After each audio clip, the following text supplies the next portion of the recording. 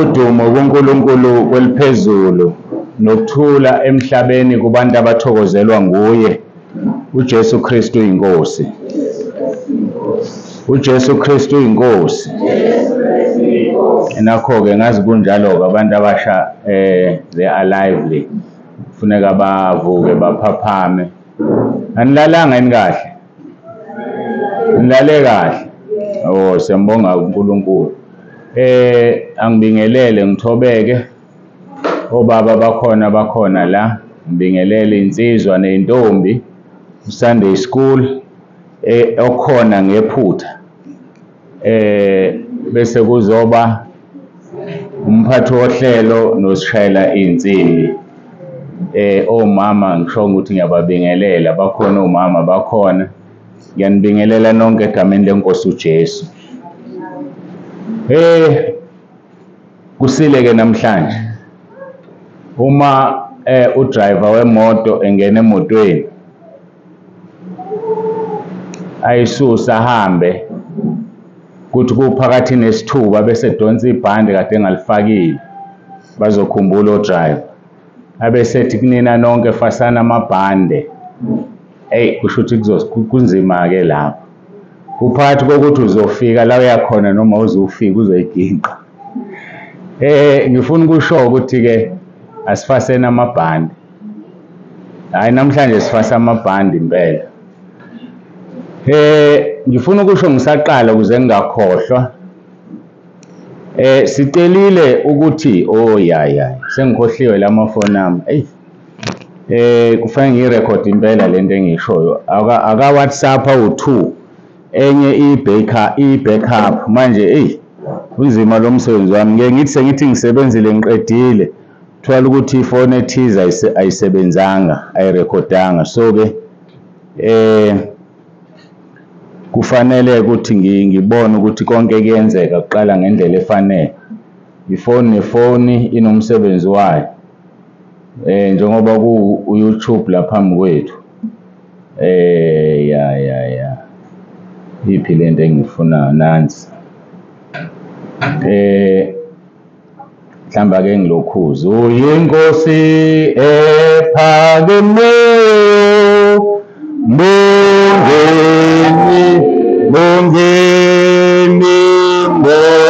Bongeni uJesu inkosi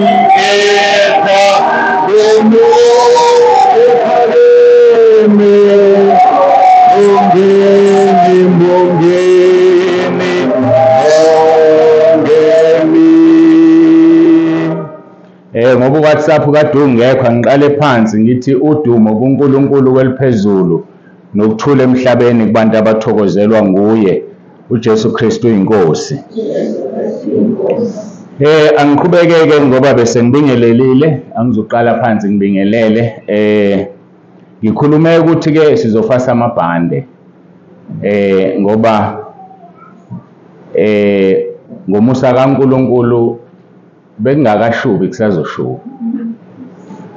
Sicele ukuthi uma siza kubantu abasha enkonzweni zabantu abasha kube nelimit yeminyaka 9 kuya phezulu. Ngicela ukuthi ngisho kusemanje abazali abakhona ngicela bayi-assesse lento engishoyo manje. Umuntu ongaphansi kweminyaka ewu9 uzoyibamba yini ayizwe lenkonzo nenkonzo yesibili. Zizoba ngcono eziwu2 after lunch. Kodwa lezi zamanje eyamanje nelandelayo kuzobe kukhulunywa nabantu abasha abadala. Okungenzeka ukuthi information ezoqhamuka la izobalimaza abangaphansi kwalokho. Ngamanye amagama ke kube kuhle ukustika kwi-age. So ke ngithi angisho manje nje ngisaqala ukuze umzali nomzali ayizwe ayilalele indaba ye-age. Ngake ngashumayela kwenye indawo kunezingane ezincane. Ngangicabanga ukuthi ngeqisile. Ngangeqisile vele. Ngakhuluma ngaphatha amagama athi kunezinto ozenzayo ebusuku ngezandla zakho phansi kwengubo. Leyo nto uyayizwa ukuthi ayizwakali ukuthi ithini. Ngenxa yokuthi ingane encane ayi-understand, yafika yathi kubazali ba yini lento eniyenzayo ebusuku ngezandla zenu phansi kwengubo. Umkhulu ukhulumile enkonzweni. Nayibona-ke manje leyo nto. So that is why kusemqoka ukustika kwi-age. Ngifuna ingene impela na WhatsApp ukuze ngezizayo inkonzo singabi nenkinga, singabi nabantu ababuzayo. Ingane yami eneminyaka engaka ngize nayo noma ngingezi nayo na. Siyahambisana bazalwane. Yikho-ke ngithi akufaswa amabhande ngoba kuzokhulunywa. Kungakakhulunywa-ke ngine-list yami la yama-branch akhona. Ngihlekisa ukuthi amanye akona ama-branch abantu abaqhamuka khona sebenjengama-branch. Angiyazi-ke le ndaba. Kodwa ngizobiza bonke abantu abala.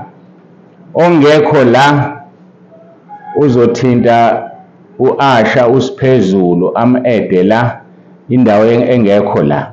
Kodwa lokho akusho ukuthi ama-branches onke. Ngifuna ukuyidizelela-ke leyo. Ngizobiza igama nibashayele izandla noma mhlawumbe basukume sibabone. Mafakatini awasukume siwabone. Ngathi awekho nje asiphuzanga noma sekuyizalukazi. Siyabonga. Uthongathi nesitenga into eyodwa ngiyayihlanganisa. Siyabonga. Imelmoth. Baningi kangaka. Siyabonga. Yayimelmoth nemagwaza konke kuhlangene. Umtubatuba. Siyabonga. iKapa lodumo, Cape Town. Siyabonga. Basuke eCape Town. Lokubasuka ngolesithathu. Kukude laphaya. I-challenge leyo ukuthi nonke njengoba nila siye Cape Town sonke angithi. Bekani imali siye Cape Town. Abakwazi ukufika la base-Cape Town bese singayi khona. Ngaba iphutha elikhulu phela lelo. Siye Cape Town ngo-October. October ngithi? October siye Cape Town. So beka nje kahle imali yakho. Ingabe ngaphansi ka-5,000 rand. Umuntu emunye. Phela kuyadliwa bakhamisa manje. Anamba bafikile abanye. Ubahambe ubabuza ngasese ukuthi bakhokhe emalini, netekisi libabize emalini. Uzobona ukuthi imalini. Ukufuna uNkulunkulu, uma ufuna uNkulunkulu uyayispend imali, uyispende entweni kaNkulunkulu ngoba umvuzo wakho mkhulu ezulwini. Wazalwa imali ikhona, uzofa uyishiye. And besidle umuntu onjani ongayisebenzelanga. Ayiphuze, aphinge ngayo, ayiphi intombi, makowesilisa, makowesifazane, apha amadoda. Wena uyisebenzela ukholwa. So imali into engenamsebenzi. Ngine ngikhuluma ngeCape Town, khona base-Kranskop. Liphi iKranskop? Usaba nokusuku, ngithe basukuma abantu. Abanjani baphamisa izandla? Umuntu oyedwa umele iKranskop. Siyabonga. Mina ake ngingaqeli ngishesha athi ngigijimisa amehlo. Wena umthandazo kanti makubiza iKranskop wena usukuma makunjani? Nomthandazo wodlomo usukumile makuthiwa iKranskop? Hawu. Ngisho ukuthi umude ubelingane nabantu abahlezi phansi ngakuboni. Asidluleke. Ibhamshela. Hawu. Babili kuphela ibhamshela. Ngiyajabula ngoba bazozwa la ku-WhatsApp abazali benu ihlazo leli. Ngiyazi ibhamshela inkulu kanjani eze branch. Kodwa izomela abantu abasha ababili. Ihlazo ke leli. Ayikulungile siyabonga ukuthi nikhona. Abasemnambithi.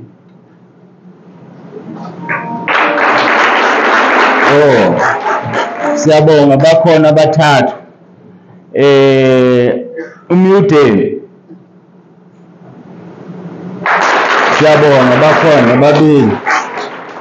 Awu cishe nganibuza umbuzo abantu basemyudeni, bengizobuza nina, bengizobe ngibuza bonke laba bambalwa, kodwa ke ngiwubuze ngiwubuze abefundisi beni bazozo.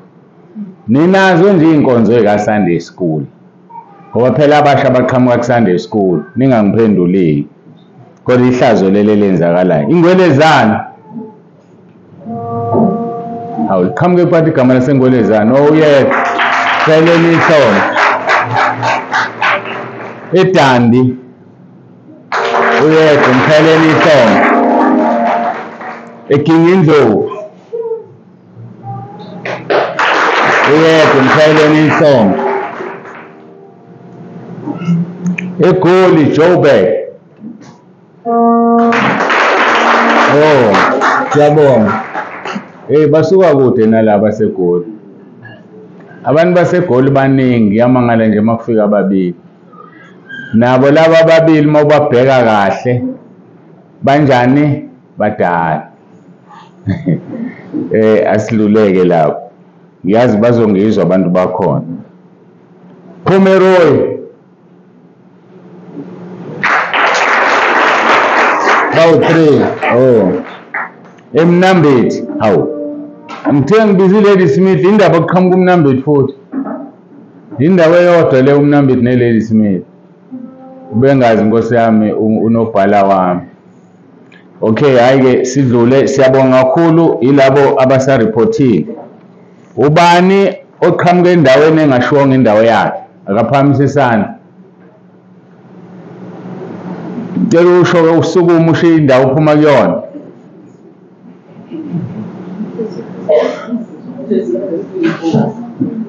KwaNongoma. Ngisho angizwanga KwaNongoma. Mshayeleni ihlombe. Nangomu. Usho indawo usuka kuyo. eBizana, uZizipho Ntuli. Hayi memezani madodana, yakwazi ukumemeza. KwaMashu. Ngagcina kuthiwa KwaMashu kusesishwini, kusasho njalo namanje. Osenaliyeke ukuthi KwaMashu esishwini. Hayi kulungile-ke, siyambonga uNkulunkulu ngani nonke nikhona. uNkulunkulu anibusise, siyabonga kakhulu. Ngibheka ukuthi khona niy'memezelo enginazo la. Ngigcizelele, siyabonga ukuthi niyalalela cleanliness. Siyacela bazalwane iqhubeke. Ngingenile ngangabona lutho olubi egcekeni ebaleni. Ake ngifundise ngama-toilet. Ngiyafundisa ngama-toilet. Amantombazana avale izindlebe. Hayi ningazivali kodwa zivaleni, kodwa ningazivali kanje. Ngikhuluma ney'nsizwa. Lapha endlini yey'nsizwa khona izitsha zokuchitha amanzi noma zokuchamela, angithi? Bese khona iy'ndawo zokuhlala ema-toilet abantu besilisa. Umuntu wesilisa uma echitha amanzi akayi la kuhlalwa khona. Siyahambisana? Umuntu wesilisa akayi lapho. Umeze waya lapho kanti ufuna ukuchitha amanzi, kufanele ahlale phansi njengomuntu wesifazane. Ngoba njengoba umile nje kuzoqhaqhazeka kungcola isithi, kufanele uyikline. Ungaqeda ukuklina isithi uyiphakamise ukline nangaphansi, ukuze kunganuki kube clean. Ofikayo efuna ukuhlala ahlale kahle. So ingakho-ke wenzela izitsha la uzofika ume khona ukhombe. Musukhombe endaweni yokuhlala. Siyahambisana? Uma usuze waya khona, yazi ukuthi uzothatha ithishu uclean uqede, isithi uyiclean uqede uyiphakamise, clean la kuhlalwa khona bese uyogeza izandla uflash. Sikliye lapho. Ngiyabonga. Ngiyadlula ke ngigcine lapho ngecleanliness. Nginethemba elikhulu lokuthi iponje azibangwa. Wonke umuntu ulala ngesponje esisodwa. Iponje la ekhaya ziningi, zingaphezulu ka400. Nibancane kabi nina, anifiki ngisho ku200. Ngakho kasikho isidingo sokubanga iponje. Kodwa futhi akekho ozolala ngey'mbili. Olele ngezimbili wenza into engafanele. Wena nje oseduze kwakho umbone lele ngey'mbili, mtshela ukuthi usuwenza isono, ufuna ukuhamba uzivuma isono sakho. Ngoba wena ulele ngey'ponje ey'mbili, thina sonke silele nga-1-1. Siyahambisana? Kwahle ukuvuma. Amen. Oh, nangoku amen niyawuzwa. Ngiza ngonke amandla ukubalekela amen. Niyamazi amen usho ukuthini? Uthini? Oh. Okwesibili usho ukuthini amen? Angizwanga ke? Animazi? Usho ukuthini amen okwesibili? Vula Isambulo chapter 3 verse 14. Mina ke ngikhuluma ngezwi into engekho ezweni cha. Isambulo chapter 3 verse 14. Angaka intshumayelweni isikhathi sami singilindile. Sengifundise ezinye izinto ke manje. Senivulile? Nine nama mic la phambili ngicela ningifundele Isambulo chapter 3 verse 14.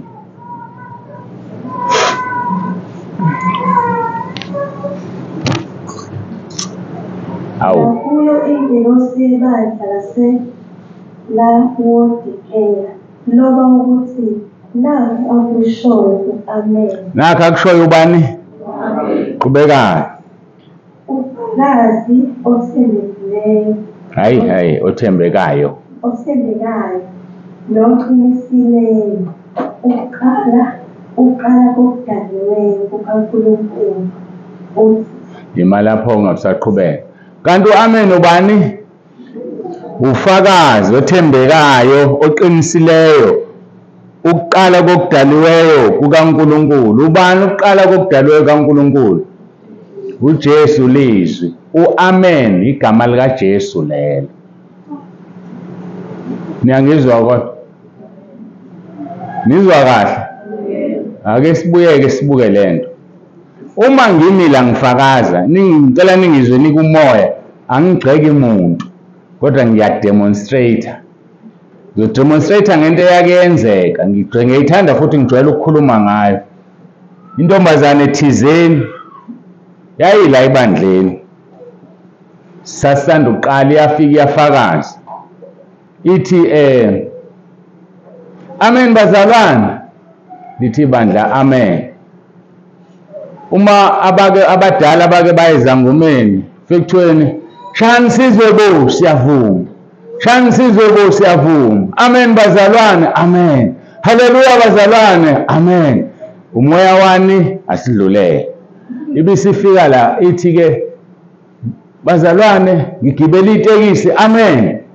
Kuthiwe amen. Ngangena etekisini. Amen. Mase ngihlezi amen kwasuka insizwa azohlala eduze kwami. Amen. Lesikhathi iqala ithi yashela. Amen. Ake sibuyeke sithi sithe igama likabani lika Jesu. Bazalwane ngigibele etekisini uJesu. Ngahlala phansi uJesu. Yafika insizwa azoshela uJesu. Nezwe lento ukuthi ayihlangani. Nezwe lento ayihlangani. Yikho ke ningahlali ningizwa noma ngishumayela lokhu ngibizo amen la. Kodwa ningangizwa kabi ngisho ukuthi abakushoyo ba wrong. Ukuthi ngilifunda ngempela izwi, ngilithathe lokho okusho izwi ngikufake la. Siyahambisana? Hayi ke ngiyabonga. Bengimchazela amen. Niqinisile ukuthi makube njalo. Kodwa futhi amen igama lika Jesu lelo. Angibuyele ezweni ngizodina lo ngifundisa kuze kushona ilanga. Kodwa kumnandi ngifundisa ngezwi. Izwi lethu ke lazo zonke lezi inkonzo silithola ku 1 John chapter 2. 1 John chapter 2 inkonzo yesingaki le? Inkonzo yesithathu. ngithe fasana amabhanda ngithi ngathi abantu abakhona laba nengane ezincane aba-assesse babone kufanele yini bahlale. 1 John chapter 2 verse 15 soqala lapho ngicela ukukhuleka.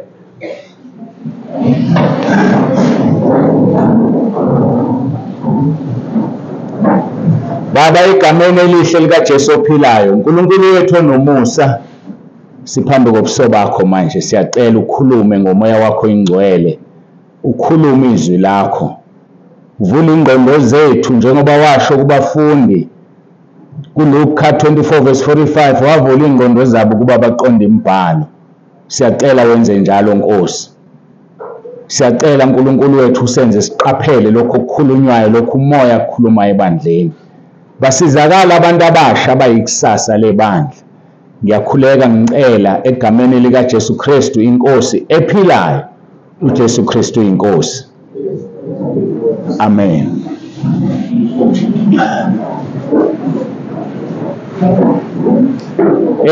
Fundeka kanje verse 15, ningathandi izwe nezinto ezisezweni. Uma umuntu ethanda izwe, uthando lukayise alukho kuye, uthando lukababa alukho kuye. Ngichazile-ke lonto izolo, abasijoyina namhlanje-ke bazoyibamba endleleni. Verse 16, ngokuba konke okusezweni, inkanuko yenyama nenkanuko yamehlo nokuzigabisa ngalokhu ukuphila, akuveli kuyise noma akuveli kubaba, kodwa kuvela ezweni. Verse 17, izwe liyadlula kanye nenkanuko yalo, kepha owenza intando kaNkulunkulu uhlala kuze kube phakade. Sitheke itheme yalezi nkonzo ithi konke okusezweni akuveli kuNkulunkulu Baba, kodwa kuvela ezweni. Namhlanje-ke usuku lonke sokhuluma ngoverse 16. Inkonzo eziwu-4 zihlezi kuverse 16. Uzobona ukuthi uNkulunkulu uyasithanda ngezwi lakhe, engikholwa ukuthi akulula futhi akujwayelekile ukuthi kushunyelwe ngevesi elilodwa inkonzo eziwu-4 kodwa zihlukane. Ivesi elilodwa nje ziwu-4. Izolo inkonzo ezimbili bese kuverse 15, kusasa inkonzo yokugcina ngokugcinwa inkosi uverse 17. So iprogram injalo nje imile. Ngokwaleli vesi-ke unumber 16, izinto ezisezweni zihlukaniswe kathathu. Ngifisa impela ningilalele ngoba le ndlela engiqala ngayo manje iyona ezokuvula umqondo ukuthi yini kuzobe kukhulunywa ngayo enkonzweni eziwu-4. Uma ufundisisa leli vesi, izinto ezisezweni zihlukaniswe kathathu. Okokuqala inkanuko yenyama, okwesibili inkanuko yamehlo, okwesithathu ukuzigabisa ngalokhu ukuphila. Siyahambisana. Inkanuko yenyama sokhuluma ngayo enkonzweni yamanje nelandelayo. Inkanuko yamehlo inkonzo number 3 yanamhlanje. Ukuzigabisa ngalokhu ukuphila inkonzo number 4 yanamhlanje. Seniyabona ukuthi mangithi sokhuluma ngevesi elilodwa kodwa lihlukene igaba ezahlukeneyo. Siqala-ke ngenkanuko yenyama. Ukuze siqonde kahle inkanuko yenyama, kufanele sibuke imisebenzi yenyama ekwabaseGalatia chapter 9, not chapter 9. Yimbhale kanjani chapter 9? Chapter 5, chapter 6. Kwelesizulu imisebenzi yenyama ekwabaseGalatia chapter 5. Mingaki imisebenzi yenyama iwu-16. Kwelesingisi iwu-17. Elesingisi-ke mangicacise, esingisini kunamahumusho amaningi. I-New King James Version inamangaki awu-16. Sorry, awu-17 ngiqonda ukusho lokho. Awu-17 kwi-New King James Version, awu-16 eBhayibhelini lesiZulu. Ningilalele, nisangilalele? Kusemqoka ukuthi ningilalele kulokho engikushoyo khona kuzonza umsebenzi olula uma sengiqala ezinye inkonzo. Imisebenzi yenyama mhlawumbe ngifunde ngoba ngifuna si understand ukuthi siyaphi senzani. Base Galatia chapter 5.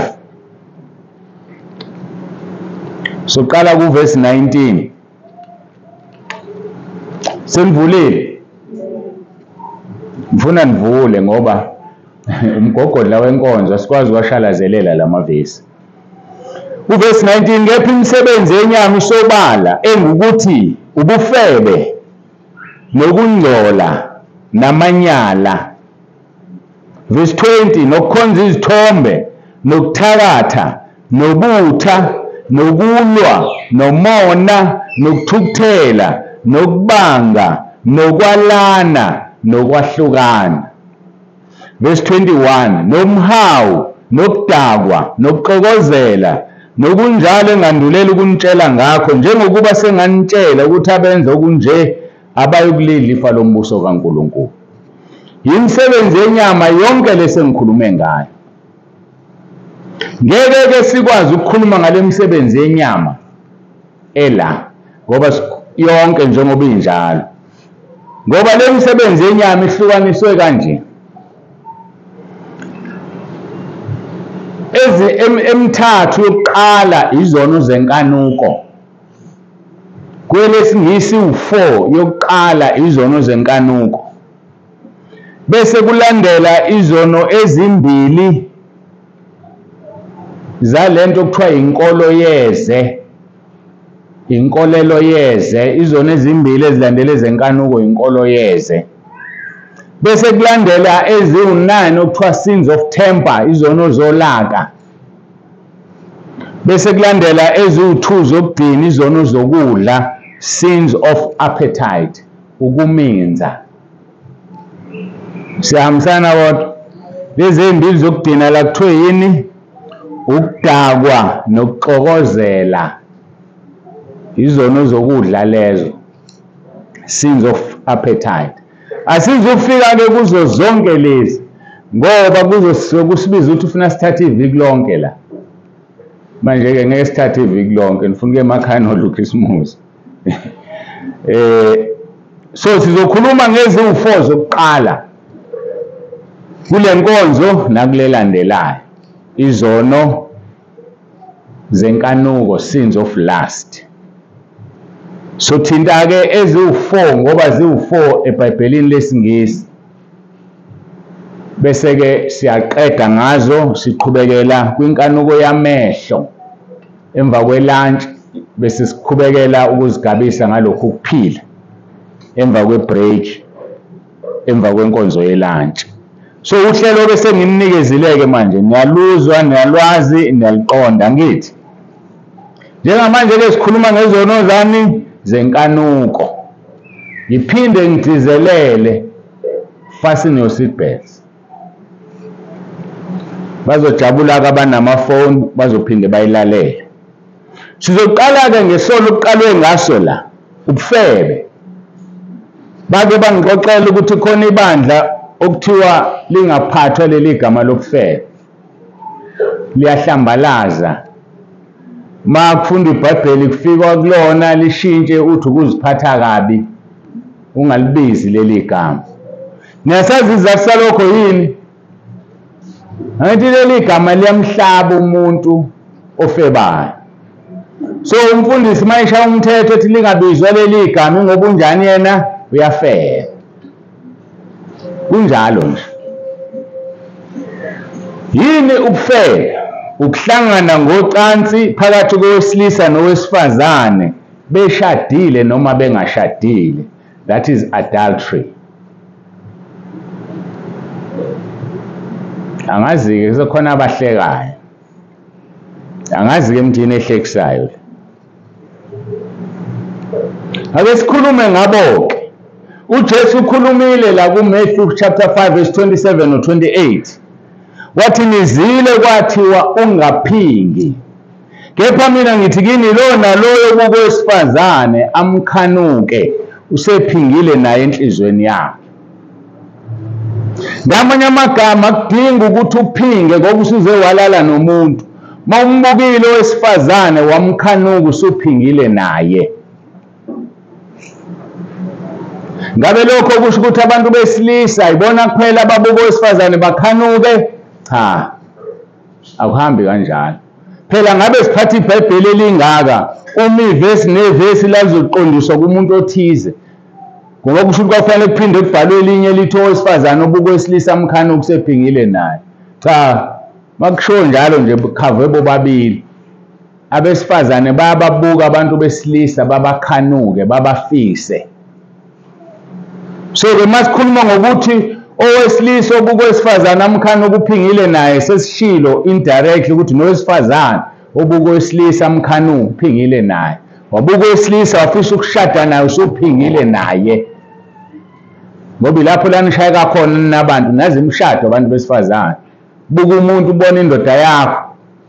Buka umuntu umbuke izitho ezithile kuyena. Ubona umshado.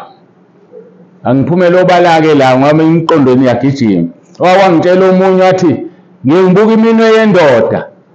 Ngibuka inzipho uma zizinhle leyo ndoda izokungizalela izingane ezinhle. Ubufebe lokho.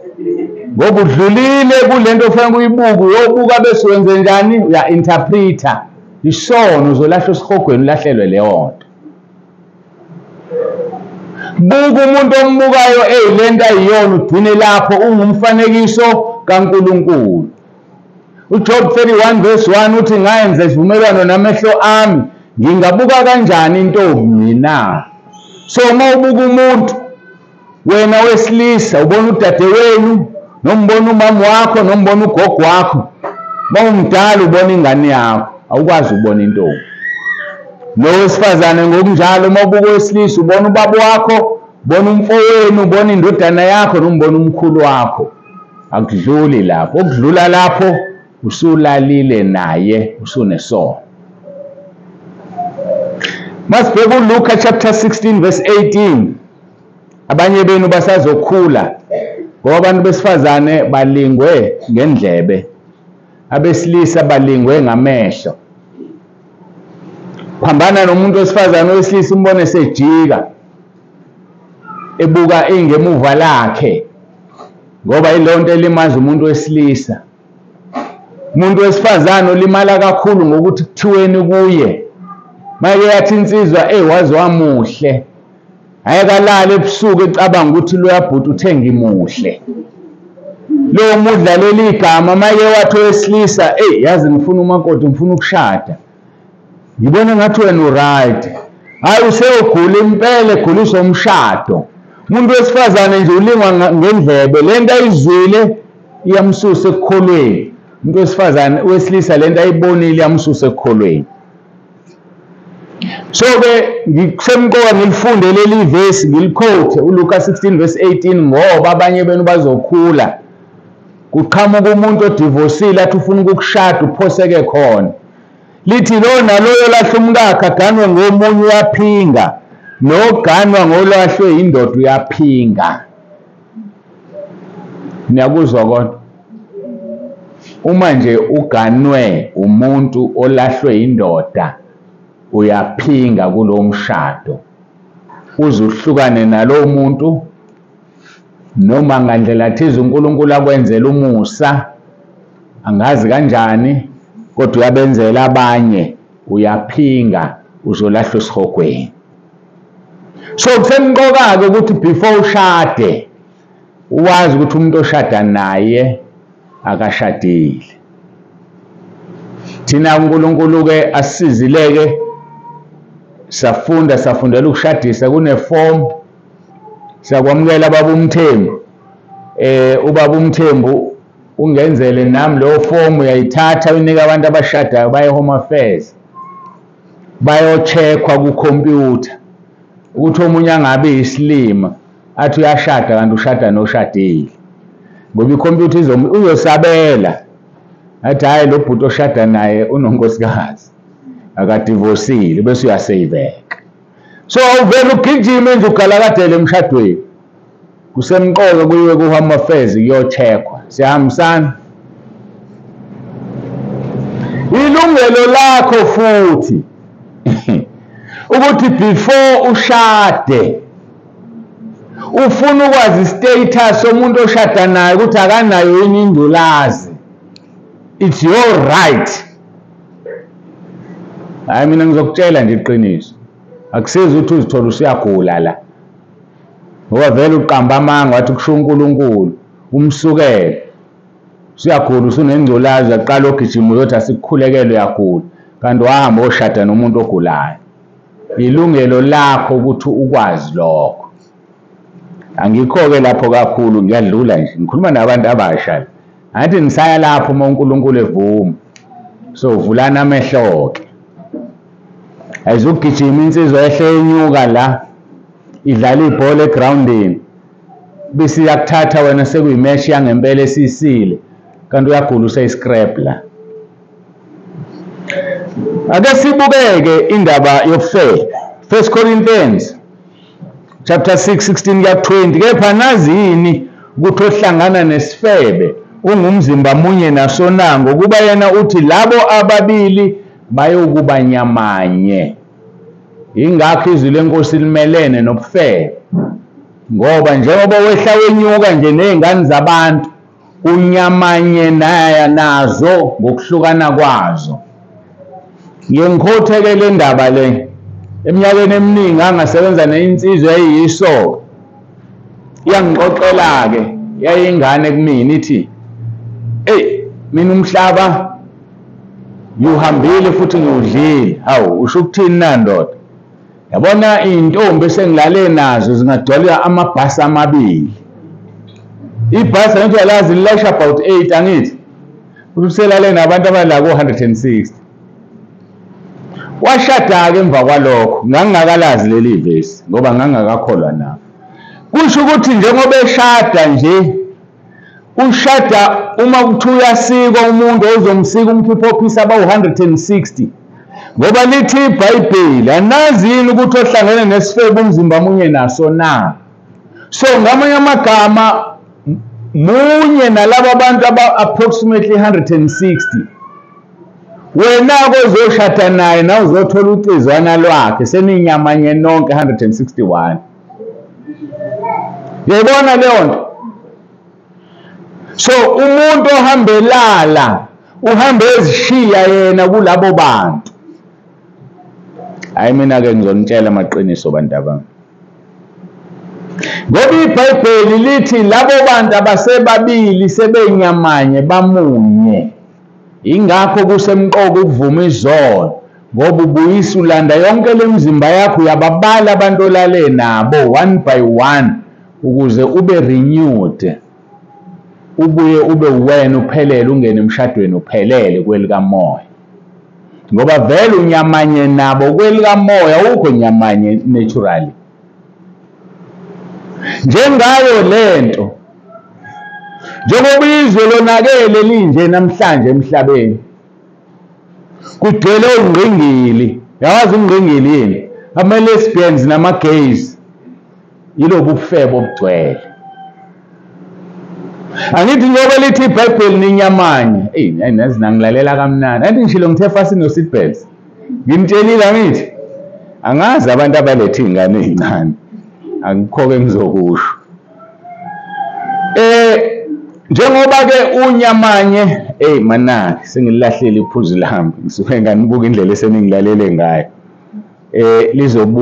Lizobuya bengithini ubani ufuna ukungikhumbuza? Ngikhuluma ngongqingili ngiyabonga. Cha bese lilahleke impela ngiyalibona futhi alifuna ukubuya. Futhi usathane uyalitshontsha. Ngiyabonga.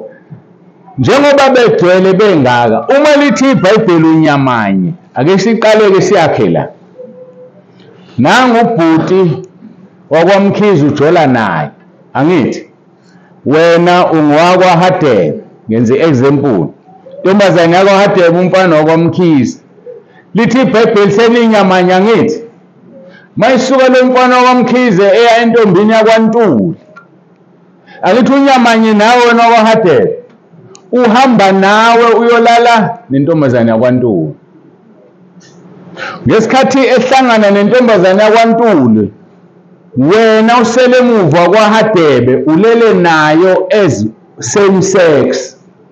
Usungenwa umoya wokuthanda ubulili obufanayo ngoba umfana wakwaHadebe uhambe nawe kwelika moya wayolala nentombazane yakwaNtuli. Seniyayizwa manje lento. Nowesifazane ngokunjalo. Uma ehambe yakuloya mfana, uhamba nalo mfana athandana naye kwelika moya.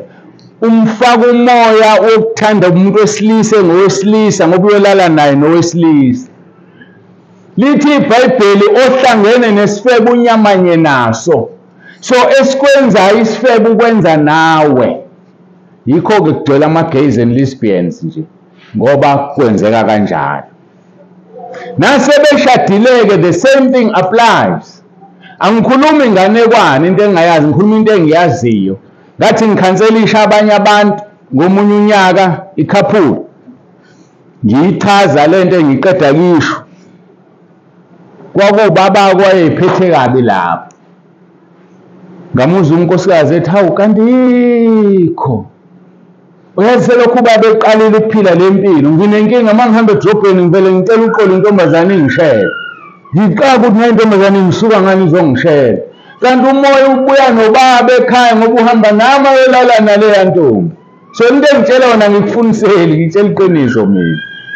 Anginasikhathi sokuzoma la ngikhuluma amanga.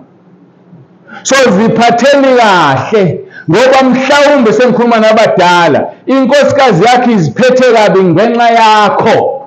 Wena odale wabuya nalo moya ekhaya ufaka la. Wesibuso uyadlula nomoya uze einganeni zakho. Ingane oyizela ibe ungqingili, ithandane nomuntu oyi-same sex ngoba wena baba ubuye nalo moya. Ngoba uhambe wayothandana nowesifazane, uhamba nomama nonkosikazi wakho. Wawubuya nawo lo moya wawufutshale einganeni. Usuphatheka kabi uthi ingane yakhe entombazane ifika nomngane wayo wentombazane la kanti balala ekamelweni nje bayathandana kanti wena odale lo monakalo. Hayi mina ngizonitshela iqiniso. Ngoba ningikhokhela ngitshela iqiniso.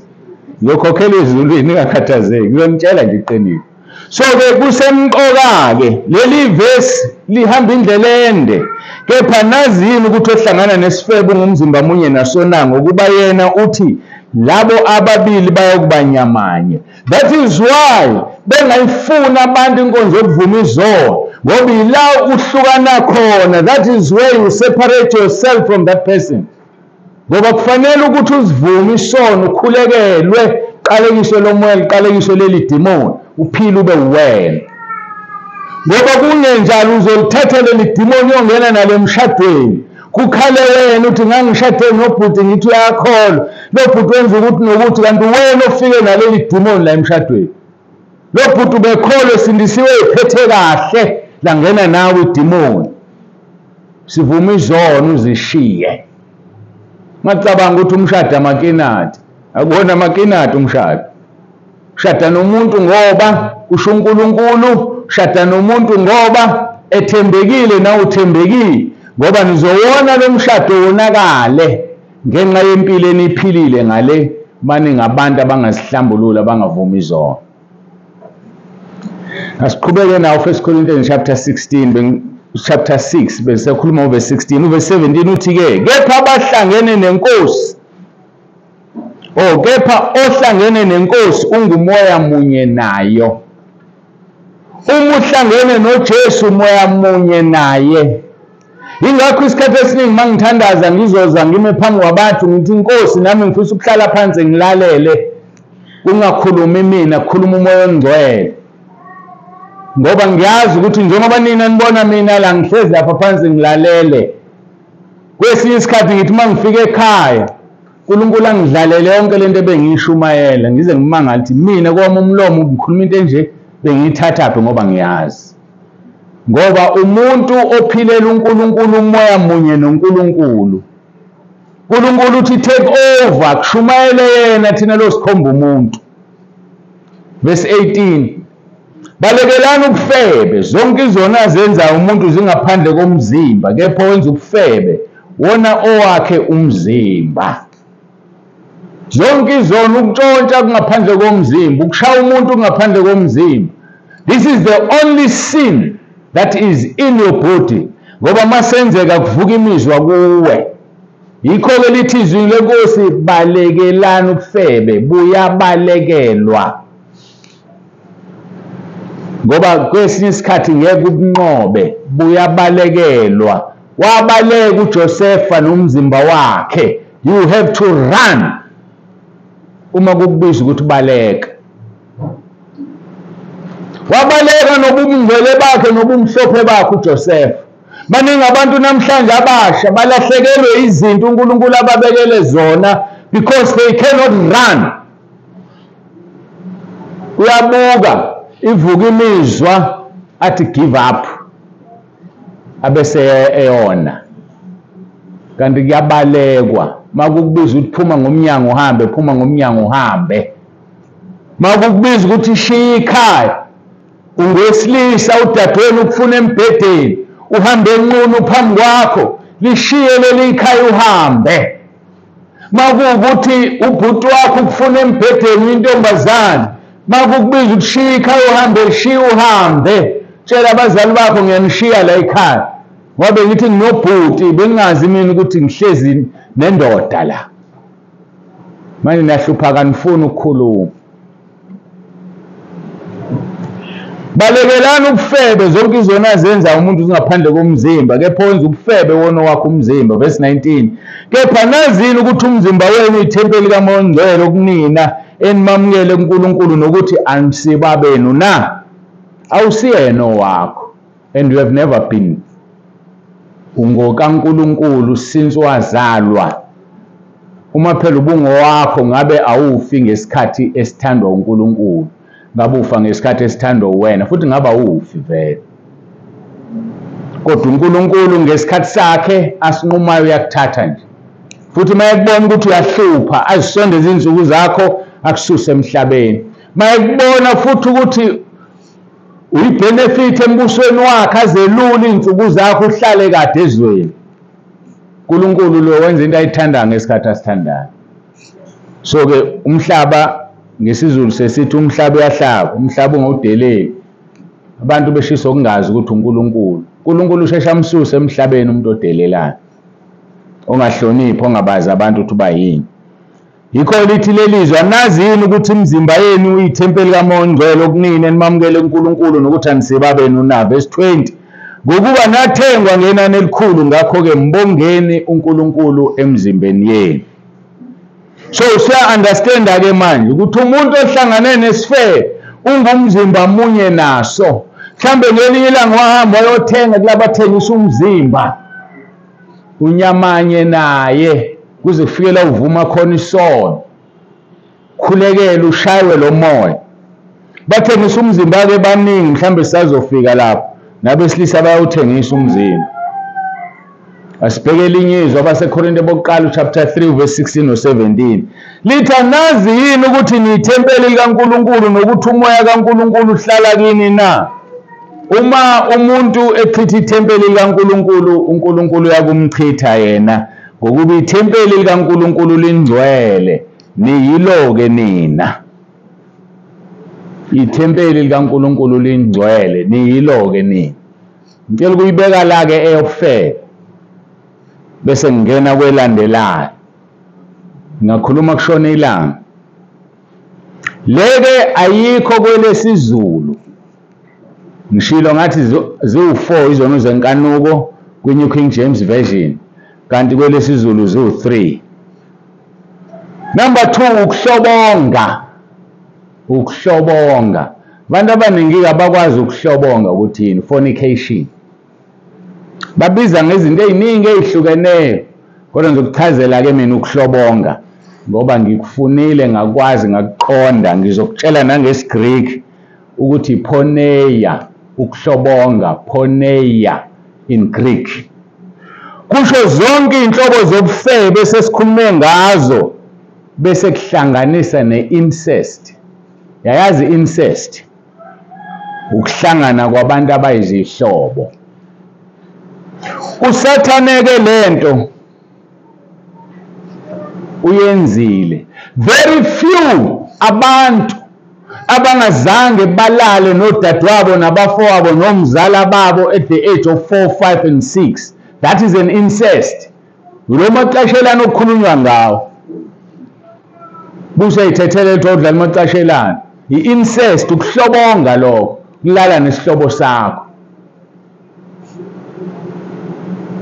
Isono kufanele usivume phambi kaNkulunkulu, sikukhulekele, ushaywe lo moya, ngoba abanye bakhula nawo. Agcina umuntu elalana nesihlobo sakhe sebebadala 18, 19, 20 years, 25 years, umuntu athandane nje nodadewabo ungabi indaba zalutho.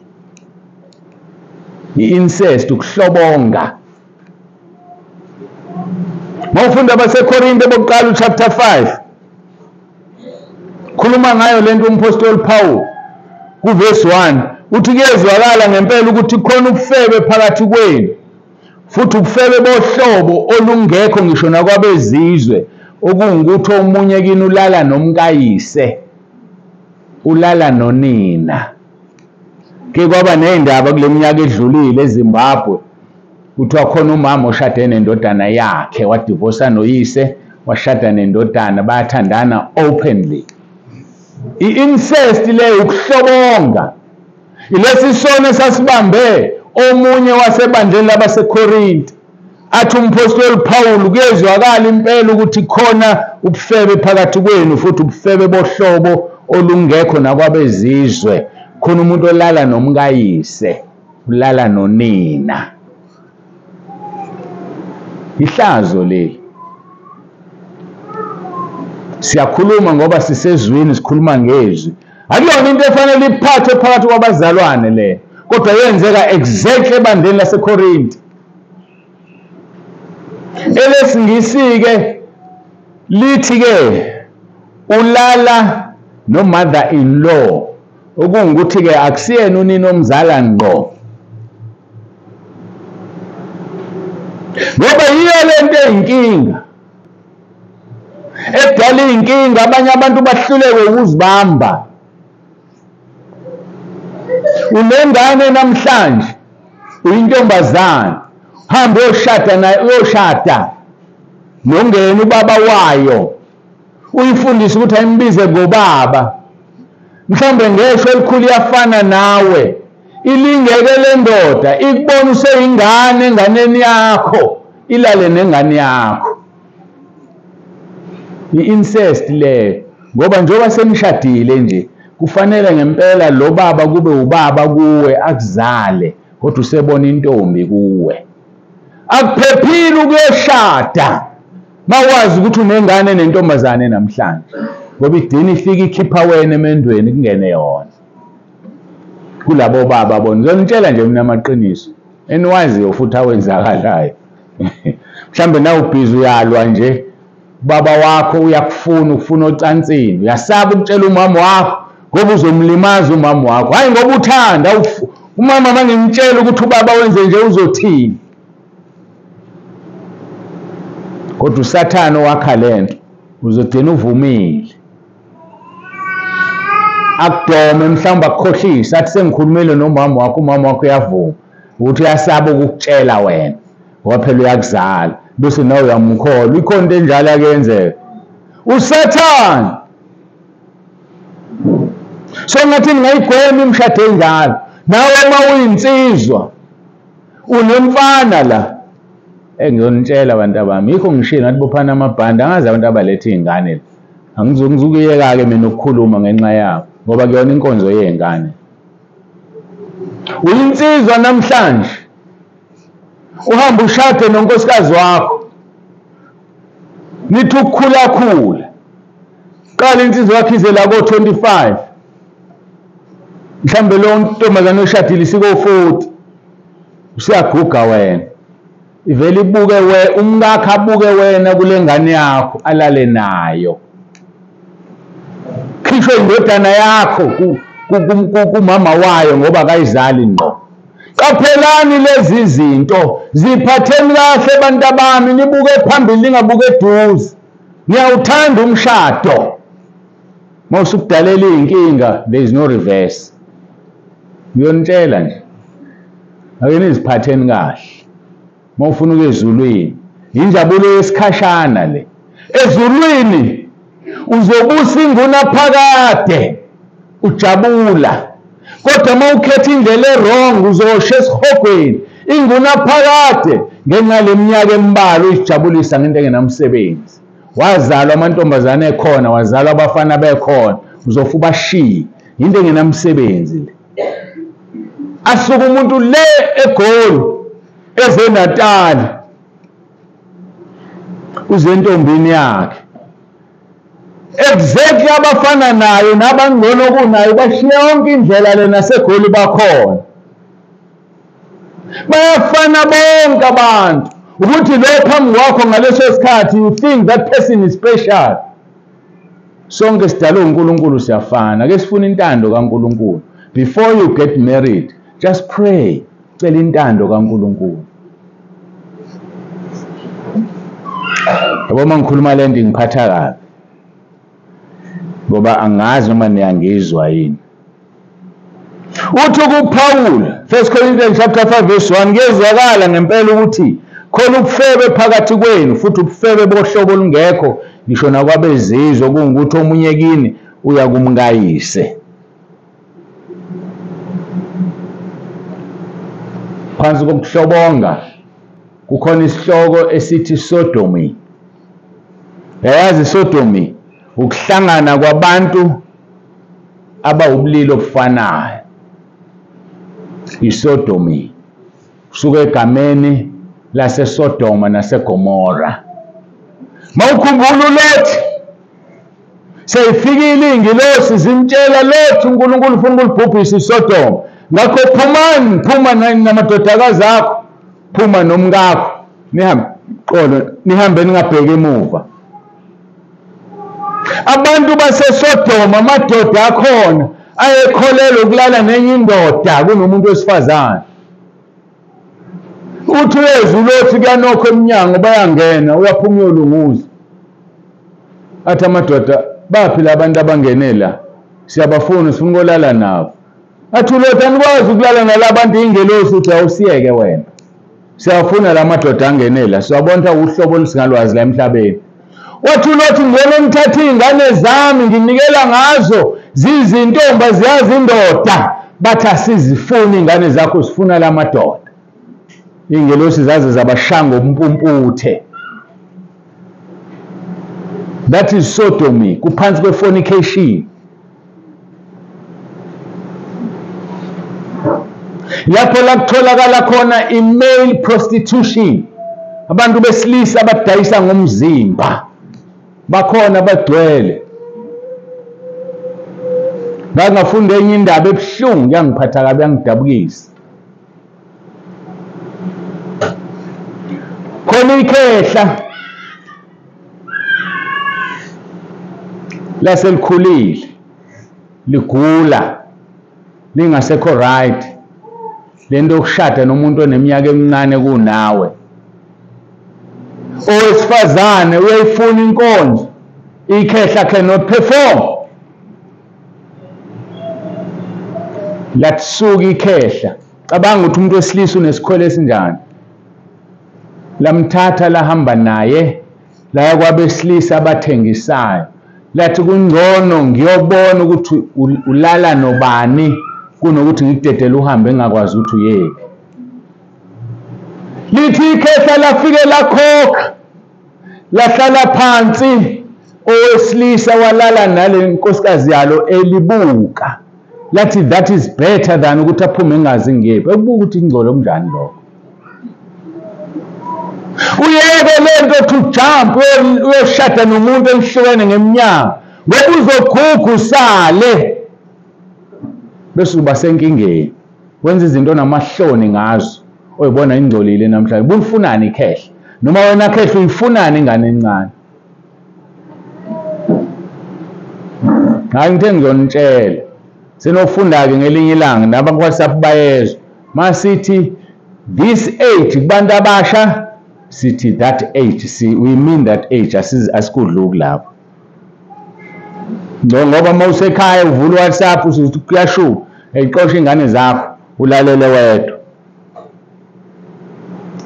Kepha nazi yini ukuthi abangalungile abayokulidla ifa lombuso kaNkulunkulu na? 1 Corinthians chapter 6 verse 9 kuya ku-11. Ningadukishwa nayizifebe nabakhonza izithombe nayiziphingi nayizihlobongi, yalizwa liyangena manje leli gama, nabesilisa abalalanayo, ukuhlobonga lokho. Noma ukuba gay. Athi verse 10, namasela nabahahayo nayizidakwa nayizithuki nabaphangi.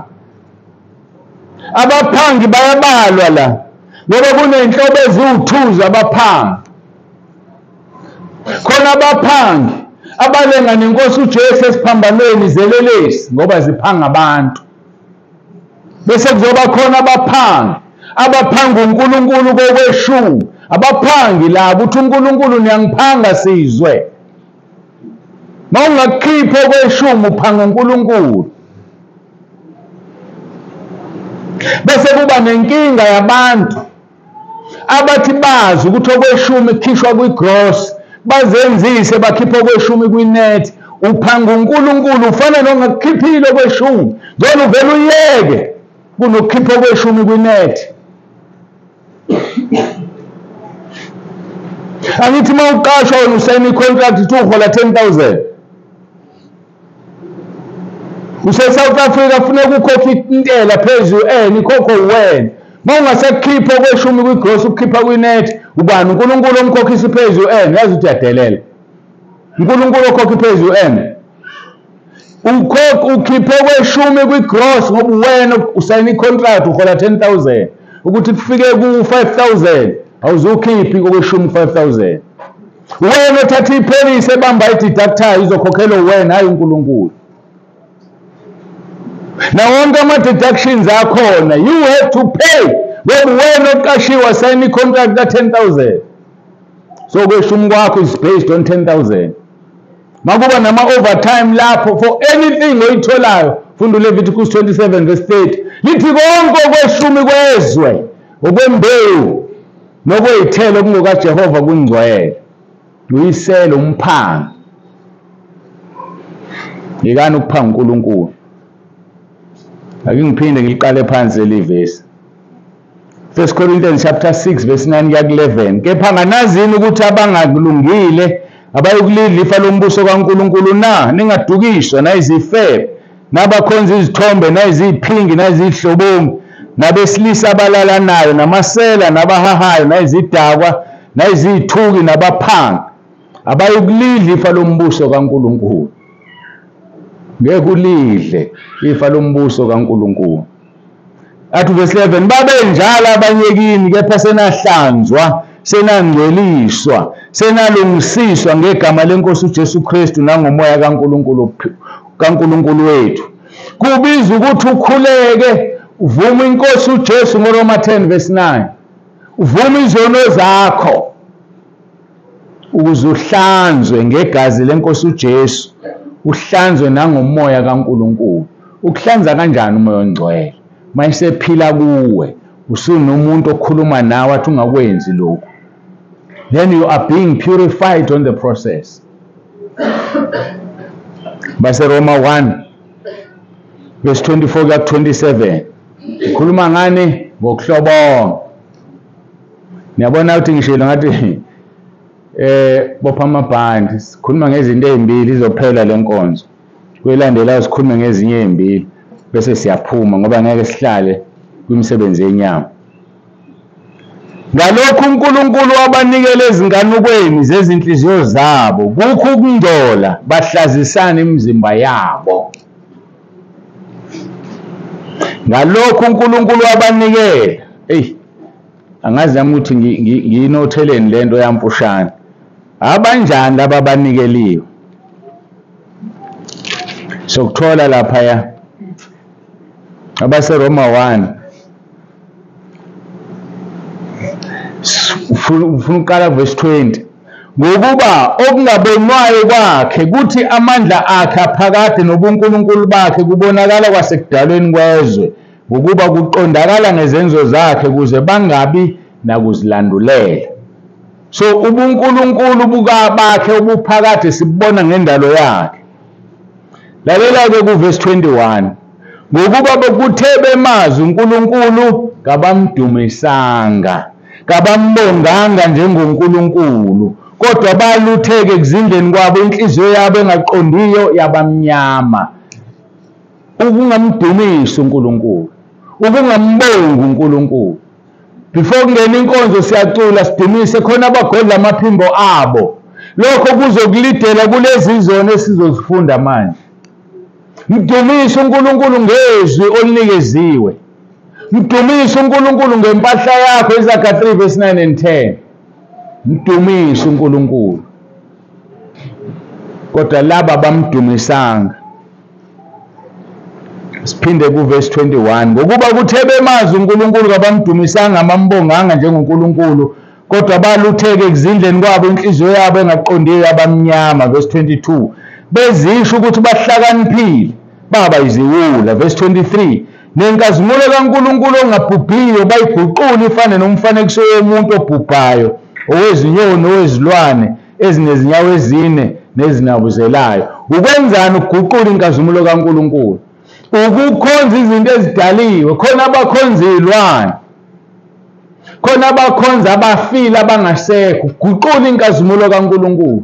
And mawenza leyo nto, verse 24 uzokuchazela kahle. Ngalokho uNkulunkulu wabanikela ezinganukweni zezinhliziyo zabo ukuthi kukho ukungcola bahlazisana imizimba yabo. Ngokungambongi uNkulunkulu ukunikela ekungcoleni ukuthi uhlazise umzimba wakho. Verse 25. Baguqula iqiniso likaNkulunkulu balenza amanga, bahlonipha, bakhonza okudaliweyo kunomdali ongobongekayo kuze kube phakade. Baliguqula iqiniso. Baliguqula kanjani uzozwa ku 26? Bonke laba bantu abagay nama-lesbians mayesekutshela athi ngazalwa nginje unamanga. Futhi uNkulunkulu uyisilima yena. Uyothi mayekudala kudale uwesilisa kodwa uthanda abanye besilisa. Uguqula iqiniso likaNkulunkulu. Ulenza amanga. uNkulunkulu kuzokunikela. Verse 26. Ngenxa yalokho uNkulunkulu wabanikele ekuhekeni okuyihlazo, ngokuba besifazane babo baguqula ukwenza kwemvelo kwabo ngokuphambene nemvelo. Ngokunjalo nabesilisa bayeke ukwenza kwemvelo kowesifazane, basha ngokukhanukelana. Abesilisa benza okuyichilo, kwabesilisa bezitholela umvuzo ofanele ukuduka kwabo. Usiyabona-ke amagezi elisbeni aqhamukaphi? Ekungambongeni uNkulunkulu. Ukuthatha njengento encane, ibuya kukuncane kabi ukuthi ngiyabonga Nkosi ukuthi ungigcinile emini sengiyalala manje. Uvuke ekuseni uthi ngiyabonga Nkosi ukuthi ungigcinile ebusuku ngiyaphila. Just for those simple things uzozithola usuyi-lesbian, usuyi-gay. Ngoba umbonga uNkulunkulu. Kubantu abayishumi uJesu abaphilisa abanotho, only one came back to give glory to Jesus. Uthi uJesu akuphiliswanga nabantu abayishumi. Kwenziwa yini kubuye owezizwe? Akubuyi nalabo abawu9 bakwa-Israyeli, kubuye owezizwe uzobonga. And lo muntu wezizwe abangalizwanga abanye. Wathi uJesu uthethelele izono zakho. Hamba ungabusola. Ngenxa yokubonga. Anikwazi ukubonga. Anikwazi ukumbonga uNkulunkulu bazali ngezingane anikeze zona. Ayidedeleke uNkulunkulu zihambe zoba ama-gays and lesbian. Anikwazi ukubonga ingane ngabazali uNkulunkulu akunikeze bona. Bese kuphuma lemphumela. Ulifundise isizwe. Kuzokusiza ukufunda ukuhlola izwi. Uma ungakwazi ngiyakuchallenge hambe eBible school ephilayo ekhonza uJesu ophilayo. Uyofunda ukuhlola izwi. Ngoba lokho kuzokusiza unga-interpret izwi ngendlela e-wrong. Ngikhulumile izolo ngayithinta le ndaba. Ngathi kunabantu abadumisa amanga ngoba behlula uku-understand iBhayibheli. Ngimtshelile izolo ngathi uSathane yabathatha abantu ababonisa isihogo. Abuye umuntu athi uJesu uthe wathi engazange ayisho lonto uJesu. Ngoba uSathane umthathile omfundisa leyo nto. Be careful, ngiyanicela ngiyanincenga. Ngoba uzosho esihogweni uphila impilo engcwele ushiso ukuthi udumisa amanga. Wathi uJesu uthe ufuna ukuthi nokuthi. Sishilo izolo ukuthi uSathane uthatha uJesu qobo lwakhe ambeke esitongweni sentaba athi zonke lezi zinto zingezakho. Uhlulwa yini ukuthatha umuntu amenzela umbono wesihogo? Uhlulwa yini ukuthatha umuntu amenzela umbono wezulu ngoba uyalazi izulu Sathane uphuma kulona? Sodlala abantu laba bezositshela uJesu uthe yeka ikhuluma uJesu into ephambene nezwi. Umbono umuntu aqhamuka nawe ethi utshele uJesu ngingakuthola ezwini, I will never respect that vision. Ngoba uJesu ushilo wathi okholwa njengokusho kombhalo esiswini sakhe kogobhoza imfula yamanzi aphilayo. So ngifisa abantu bavula amehlo. Ushilo uJesu ngoba noKristu abaningi noJesu abaningi. Musuthatha noma yini esho umuntu ethi uyitshele uJesu. uJesu akakusabi wena, uzokutshela into afuna ukukutshela yona. Lo muntu uzokuphutha uNkulunkulu. Ngake ngamtshela ngelinye ilanga kwabantu abasekhaya lezwi. Khona omunye umfundisi weza wangifonela, baba uNsibande, uthi uNkulunkulu angikukhulekele. Khona inkinga onayo. Uma ungakayiboni iyeza, yambona ukuthi uvulile upholo ukuthi mangingenayo iyeza. Niqaphele nikhule kumoya ungadlala abantu. Hawu khona inkinga enginayo noma izoqhamuka uthi uNkulunkulu angikukhulekele. Ngase ngiphendule manje manje anginayo inkinga mina. Ngathi hayi kusho ukuthi iseza uNkulunkulu uthi angikukhulekele. Uthe siwayethi ngiyacela ukuthi njalo ngo5 ekseni ngesonto sokwenza intercession ebandleni lakho sishaya imoya shaya amadimoni. Ngathi mina siyayenza thina intercession zonke izinsuku ngo9 ekseni sesizongena enkonzweni. Le ufuna siyenza ngo5 enjani? Mawuthi kusho uNkulunkulu uyakhuluma mina nami. Yilento eqaka abantu, aqhamuka umuntu azokutshela izinto. Njengamanje nihlezi la, abanye bazoyilalela kuWhatsApp, abanye bayilalele kuYouTube. Ngezathu esodwa sokuthi wakhuluma uNkulunkulu kanjani ngamuzwa. Namhlanje khona uzongitshela ukuthi uNkulunkulu uthe engangisabi ekhuluma nami. Ngathi ngiliqalile ibandla kusho yena ukuthi kuthe lakhe kubonakala ngokukhona benu nangobuningi benu ngikhulunyaka nonyaka. So manje umuntu ozongitshela ukuthi uNkulunkulu uthe akakhulumi ngani nami, akangisabi njengani ungidalile. Angisona isikora kusenta uNkulunkulu. Mina ngifuna uzongitshela izinto athi utshele uNkulunkulu. Mina uyakhuluma nami, uba akakhulumi ngaba nikholela ibandla. Ngamlalela futhi ekhuluma. Namanje usakhuluma nami, ngintshela izolo ngathi unginikezele leli verse last year. Wathi ngenkonzo yabasha engakafiki ya last year yango 2023 ngifuna ushumele ngaleli verse. Bese khona bezongitshela ukuthi uNkulunkulu uthe. Mina ngikhonza uNkulunkulu oconfirmayo, kulungile ngitshela ukuthi utheni usazongitshela nami. Uyaconfirma. Manje akangitsheli ngeke ngikwenze lokho. I'm not going to budge. Ngoba ngikwazi ukuthi uthunywe umuphi. Vele bonke bawonkulunkulu kuhlukana uma usubhala beno-N omncane noma uG omncane. Lo ngimkhonzayo lo noG omkhulu. Ngithe mangiqeda ukukhuluma naye lo mfundisi wakhuluma engimkhonzayo. Wathi uzokuphuca mina lo. Ngathi kanjani Nkosi? Sasihlezi lounge. Babecanga ukuthi ngihlezi lawo mama nengane. Kanti angisekho mina khona engixoxa naye. Ngathi kanjani Nkosi? Wathi yabo make wamlalela uzongena umoya wokuthi uthula usamfonela. Akakasho lutho uNkulunkulu kuwe, uthini namhlanje kuwe ngami? Usekuphuce mina kusho ukuthi awusena uNkulunkulu wena owakho usuyavaya. Yikho ekhaya lezwi ngimfundisa ukuzikhulekela. Ngithi yekani lento yokuphakamisa abefundisi.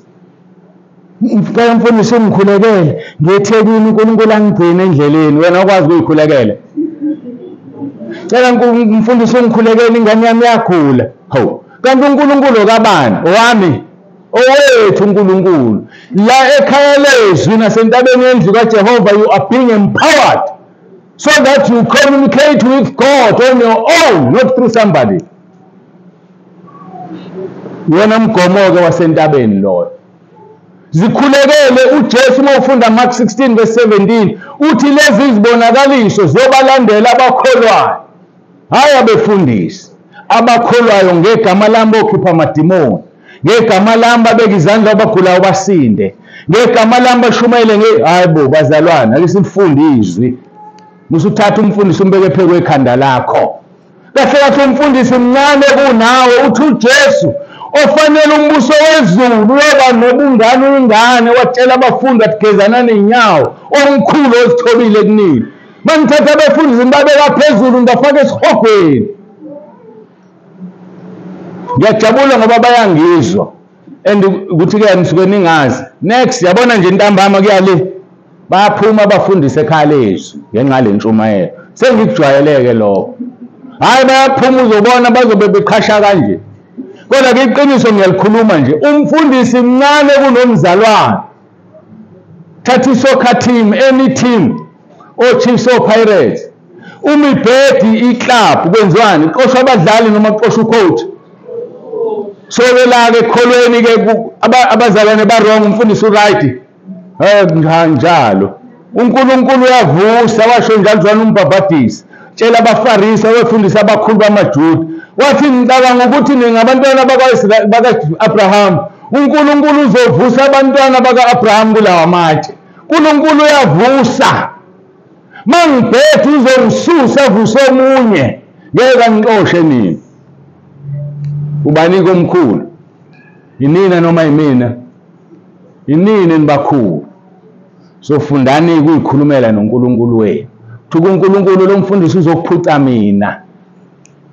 Wasengifundisa wathi ungabomtshela umuntu, mangithi khulekela umuntu ungamtsheli ukuthi uyamkhulekela. Ngoba umphuca uNkulunkulu, umphuca amandla. Yonke into ezokwenzeka kuye uzobe azi ukuthi ngikhulekele uNsibande. Mangithi khulekela umuntu okwami nawe myeke. Ngoba umvuzo wakho uzowuthola ezulwini. Siyathanda ukutshela abantu, ngiyakhulekela njalo wena sibanibani. Ngikhulekela ukuthi ngenzeni. Hamba ukhuleke wedwa ekamelweni. Ngakho-ke ngenxa yokungamdumisi uNkulunkulu, uNkulunkulu uyabanikela abantu ekuhlaziseni kwemizimba yabo. Angiphethe ngezwi likaJuda chapter 1 verse 5, sesithi ki-chapter. Qala ku-verse 5c. Lithi-ke inkosi yabuye yabhubhisa labo abangakholwanga nezingelosi ezingadinanga ubukhosi bazo, kodwa zalishiya ikhaya lazo izidinela ukulahlwa kosuku olukhulu ngezibopho ezimiyo phansi kobumnyama. Lezi izingelosi ezingakudinanga ubukhosi bazo, lezi iy'ngelosi ezehle ezulwini ozithola lapha kuGenesis chapter 6 if I'm not mistaken, zayolala nabantu basemhlabeni kwaqhamuka ama-giant. Ziyalahlwa iy'ngelosi. Uma uNkulunkulu elahla iy'ngelosi abehlezi nayo ezulwini, siyini thina esingakaze siye ezulwini? Njengokuba iSodoma neGomora nemizi yangakhona yenza ubufebe ngendlela efana neyayo, yalandela inyama imbe imisiwe ibe yisibonelo, izwe isijeziso somlilo omiyo njalo. Ubufebe buyajeziswa. Ukuhlobonga, fornication iyajeziselwa. Ngicela niqale itulo ngilungise ikhala lami la bese ngiqedela.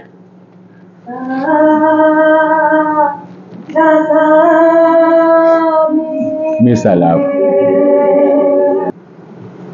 Okay, ngiyabonga, asiqhubekeke. Okugcina okungaphansi kwe-fornication,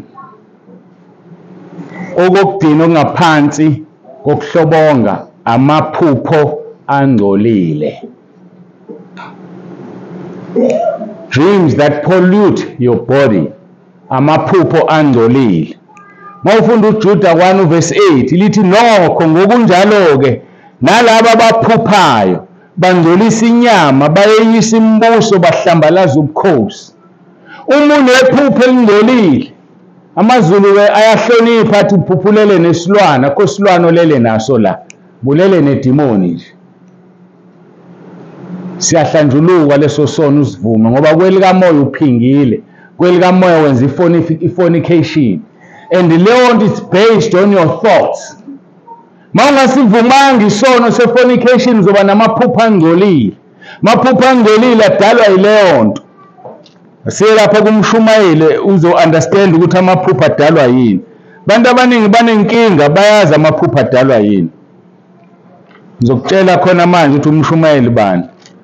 So abantu abafunda ukuvuma izono ezingavunyiwe zikudalela inkinga. Mshumayeli chapter 5 uverse 3 noverse 7 uthi uverse 3 ngokuba iphupho livela ngemisebenzi eminingi nephimbo lesula ngobuningi bamazwi. Yalizwe iphupho livela ngani? Iphupho livela ngobuningi ngemisebenzi eminingi nephimbo lesula ngobuningi bamazwi. Isikhathi esiningi iphupho it's about you.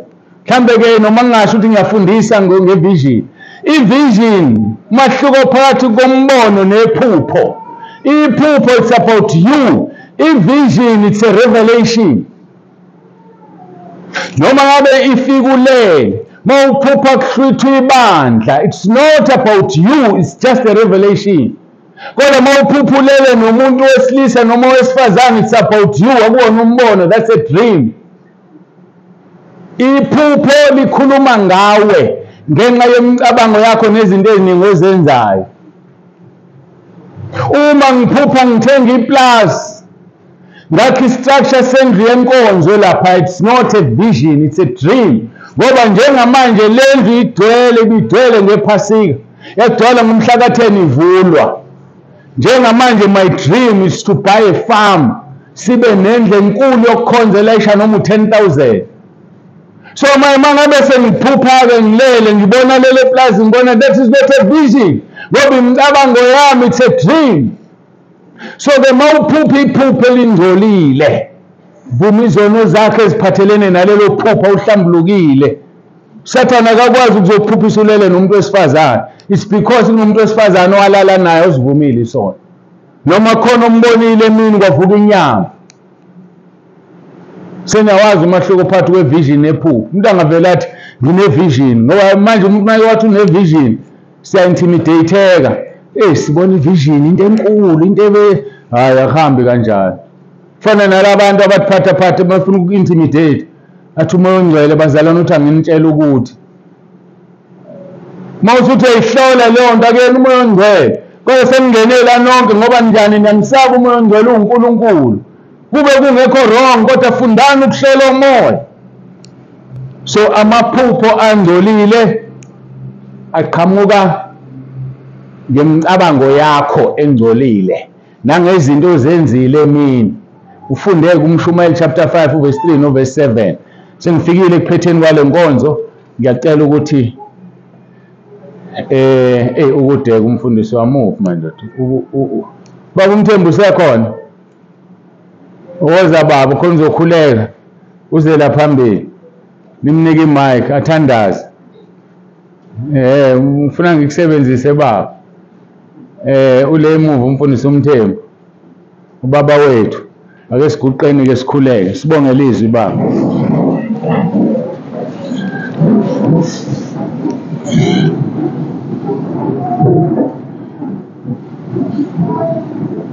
Baba wethu banamandla wakhe, Baba Nkosi yethu Jesu Kristu.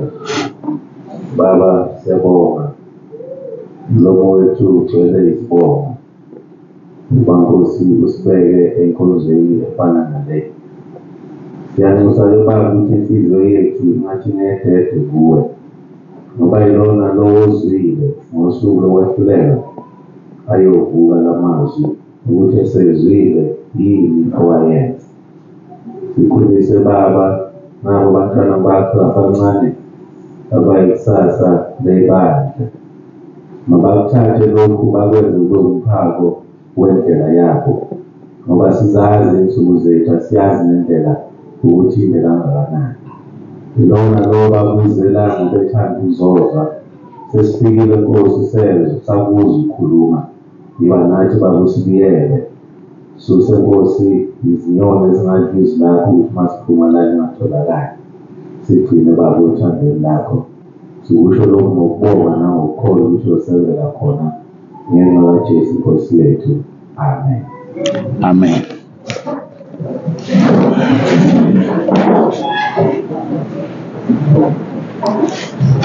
Siyambonga ke uNkulunkulu kakhulu.